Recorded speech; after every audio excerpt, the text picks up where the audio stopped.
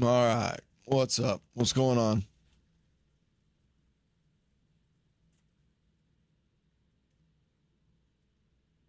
Nice. Well, we're doing more SCP Universe Foundation stuff. From SCP Explained. And we're doing SCP, not a number. The Immortal, whatever. The Immortal Dr. Bright Explained. I want to be immortal.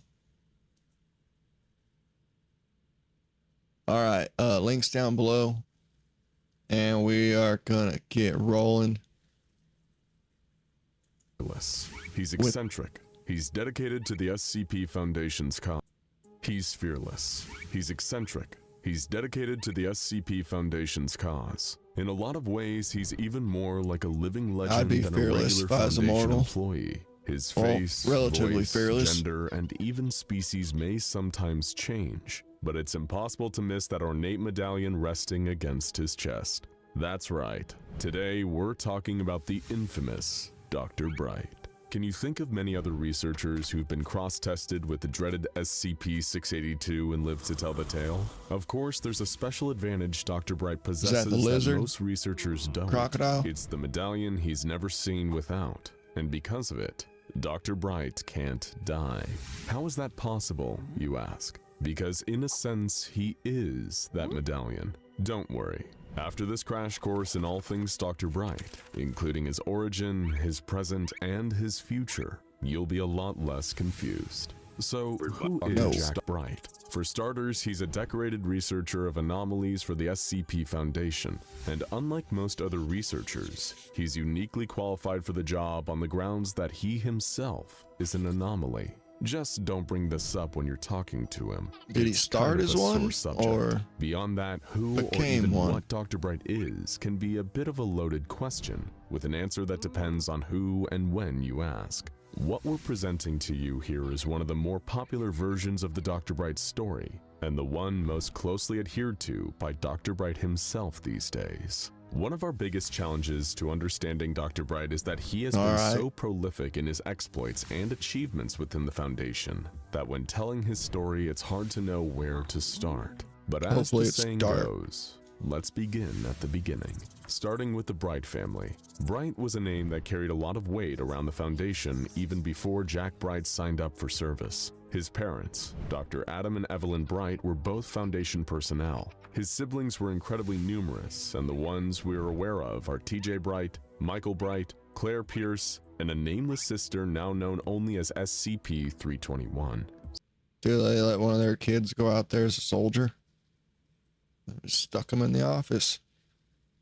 Sadly, you'll soon see that the story of the Bright family is one of consistent tragedy and strife. While the anomalization of Dr. Bright took hold a little later on in his life, his brother TJ was born anomalous and was designated as SCP-590. TJ had the ability to heal any ailment with a touch, with the cost being that he took on those ailments himself. He's now used as a tool for healing at the Foundation, and he's consistently bedridden with the illnesses he takes on. Dr. Bright induced a mental state similar to that of a 3-year-old in TJ, likely in hopes of reducing the mental burden placed on his poor brother. And they're just using and abusing him. So were the parents anomalies too? How'd they have a kid? How'd they have a kid like that? Sadly, that burden goes far beyond healing the illnesses of strangers. When Adam and Evelyn experienced a tragic stillbirth, they desperately tried to get TJ to help. TJ did manage to save her, partially. Yeah, their kids are like fucking adults and they're still knocking them out, huh? But the result wasn't human, and both he and the daughter, which came to be known as SCP-321, were taken into Foundation custody. SCP-321 was a highly regenerative and stretched out abomination that seemed to keep growing with age. but Adam still saw it as his daughter and spent the rest of his life trying to negotiate her freedom from the Foundation. When his request was denied as a researcher, he climbed the ranks to personnel director. When his request was denied there, he became a site director and then a member of the O5 Council, all with the intention of getting his daughter back. But that never happened, and the rest of the council had him assassinated for his trouble. There's no reward for sentimentality at the Foundation. The other two Bright siblings are believed to be polar opposites. That was kind of fuck around and find out, huh? You're using our system improperly. Michael Bright is one of the Foundation's best field agents, known to some as Agent Cowboy. His dedication to the cause and incredible aptitude at his job has led some to speculate that he may even be on the O5 Council already. Claire Pierce, on the other hand, disagrees with the actions of the Foundation on a fundamental level, which is understandable given the horrific things they've done to the Bright family. She defected and became a member of the Serpent's Hand, a fringe group dedicated to blowing the lid on SCP Foundation secrets. This brings us to the man himself. Like another side cult type thing? Dr. Bright, the most well-known member of this sprawling family. Much like most of the rest of his family, he too entered the employment of the SCP Foundation. He was a junior researcher and a relatively unremarkable one, until his fateful run-in with an average Joe, an average labeled SCP-963. Average nerd. But what is SCP-963, and how exactly did Dr. Bright come into contact with it? It all started in a small apartment that was raided by the Foundation due to supposed occult activities. There they found a single body, cause of death apparently from suicide, clutching the medallion that would later be designated as SCP-963. The walls in the apartment were covered in ritualistic supernatural symbols, and a number of occult books were also found near the deceased man's body. The Foundation gathered that the man was attempting to perform some kind of magical ritual, but had apparently failed, leading to his own demise. The Foundation soon learned that the recovered medallion appeared to be utterly indestructible. Well, and the one dude that killed himself, obviously he fucked up, but he wanted to be immortal. So the medallion's like holding your soul or something. But he was trying to be immortal then. And they placed it under the care of a junior researcher, one Dr. Jack Bright. Because it showed the Bright dude is like a bunny and shit. Very little to show. So it's like gotta be like holding your soul or holding your, when he was tasked with transporting the medallion to a different area of the containment facility. While Dr. Bright was carrying out his simple transport task, he made a simple decision that changed the entire course of his life forever. He held the medallion in his bare hand. He also happened to be walking past the containment chamber of SCP-076-2, aka Abel, just as a containment breach was about to occur. Abel is an immortal, hyper-violent warrior who can summon blades out of interdimensional portals. Dr. Bright, following in the tradition of the Bright family bad luck, happened to be right in the path of Abel's rampage. The ensuing battle between Abel and the assembled mobile task forces and guards resulted in the destruction of the entire wing of the facility, and Dr. Bright was cut down in the brawl by the warrior's supernatural blades. It seemed like the story of Dr. Bright was short and simple, cut down in his prime in the line of duty. But a few days later, as several members of D-Class personnel were cleaning up the mess caused by the containment breach, one unlucky D-Class known as D-1-113 happened upon the medallion that Dr. Bright had been holding when he died. He leaned over and picked it up, and instantly underwent a sudden and drastic change in personality. D-1-113 was now insisting that he was Dr. Bright, and since this D-Class had no reason to even know of the recently deceased researcher's existence, he was immediately brought in. But why didn't it work with the cult member?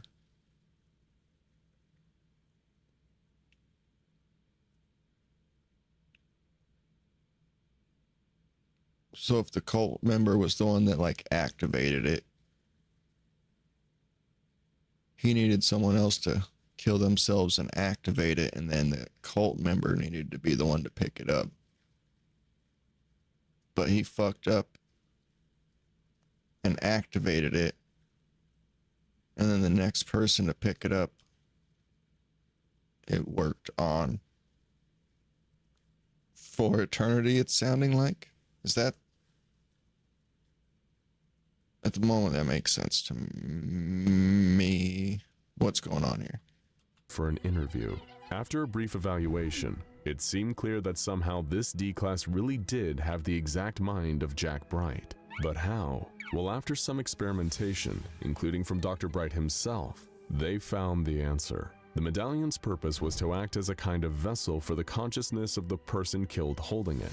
Its original creator had hoped to use it as a way to attain immortality, and took his own life in order to complete the ritual.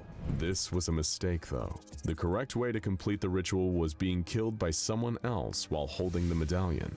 Something that had happened to Dr. Bright by total accident. In a sense, he'd been given a second chance at life, but this came with some anomalous side effects. As it turns out, coming into direct contact with the necklace, now known as SCP-963-1, is a death sentence. It causes your mind to be totally wiped and replaced with that of Dr. Bright. If the necklace is then removed, you become a lifeless husk until the necklace is placed back onto you. If the medallion remains in contact with its host for a period of 30 days, Dr. Bright's consciousness becomes permanently bonded to the body without any contact from the medallion. If the medallion then comes into contact with someone else, even if a permanent version of Dr. Bright is already inhabiting another body, they too will be infused with his consciousness. That means that if Dr. Bright wanted to, he could have multiple versions of himself existing at once. Initially, the anomaly that Dr. Bright had become was treated with suspicion and fear by the Foundation.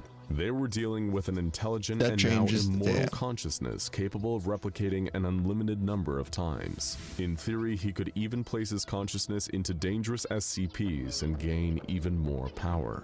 Dr. Bright was placed under strict rules, like not being able to interact with certain anomalies, and having his hosts killed and switched at 30-day intervals to prevent him from building replicas of himself. However, this caution proved to be misplaced. Dr. Bright was an extremely intelligent, loyal, and devoted researcher for the Foundation, and as a result, his restrictions were slowly lifted by the O5 Council. Much like his father before him, Dr. Bright rose through the ranks, becoming both a celebrated researcher and a director of various sites during different periods of time. While this may seem like a win-win scenario for all involved, this is a slightly more complex situation for Dr. Bright himself. In a routine psychological evaluation led by Dr. Simon Glass, Dr. Bright shared feelings of frustration about his current situation. He felt as though he was treated differently compared to the other researchers and given less trust due to a situation he didn't choose to be in.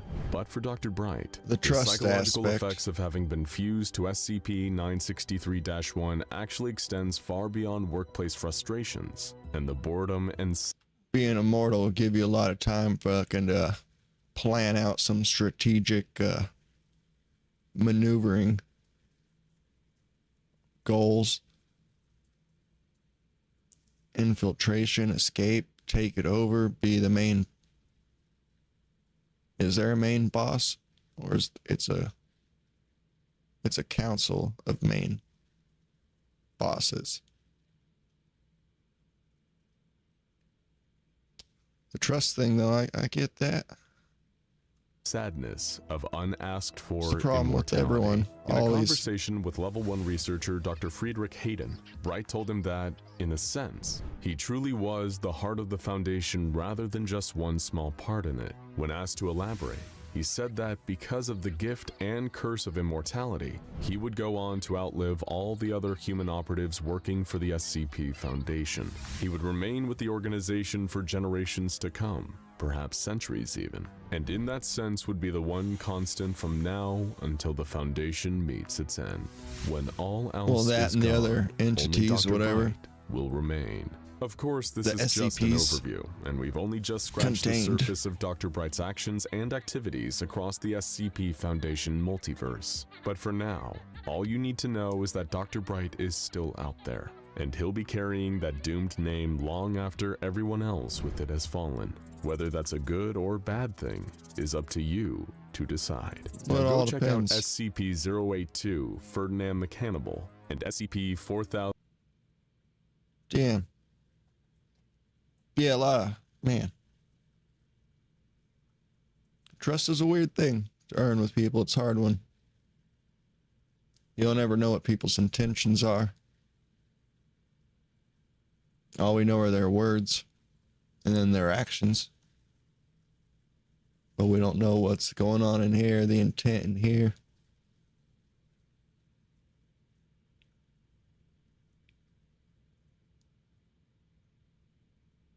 And words, you know, are pretty meaningless. People, it works though. Just telling people what they want to hear. Truth hurts a lot of times. People don't really want to hear it. And then our actions, you know. But are we doing our actions for side motivations?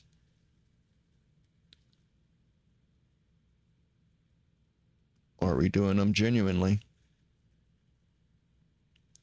And that all takes time to see how people's actions and their words and if shit aligns. And even then, we just never know what's really going on. And is this some long-term manipulation?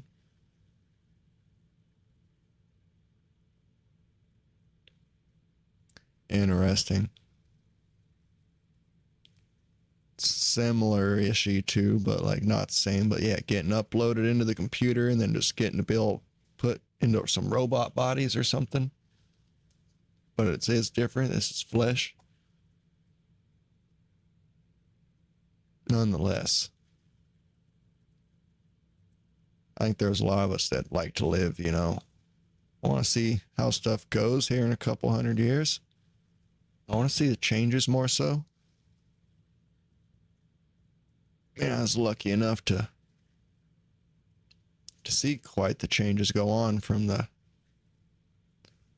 early 90s to now. The technology advancements have been insane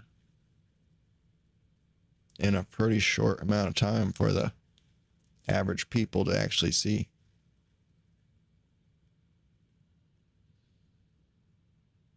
All right. Till next time, yo. Links down below. Dr. Bright. The Immortal Dr. Bright.